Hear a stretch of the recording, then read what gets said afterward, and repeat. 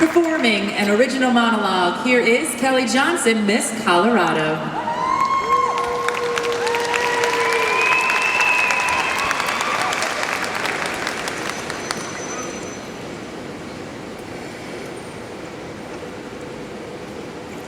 Every nurse has a patient that reminds them why they became a nurse in the first place.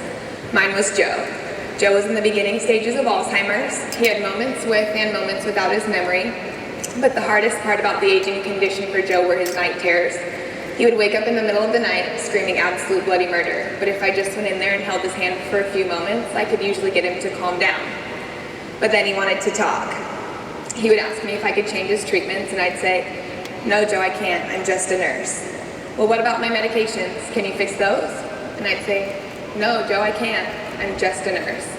But because I couldn't do those things for Joe, we connected on other levels. He would ask me about volleyball.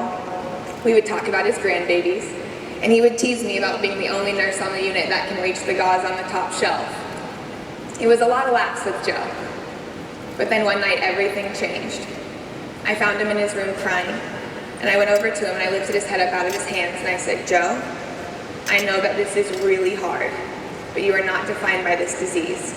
You are not just Alzheimer's. You are still Joe."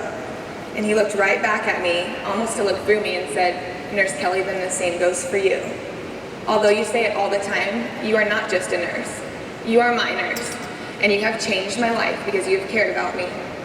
And that's when it hit me. Patients are people with family and friends, and I don't want to be a nurse that ever pretends, because you are not a room number and a diagnosis when you're in the hospital. You're a person, very first. And Joe reminded me that day that I'm a lifesaver. I'm never going to be just a nurse.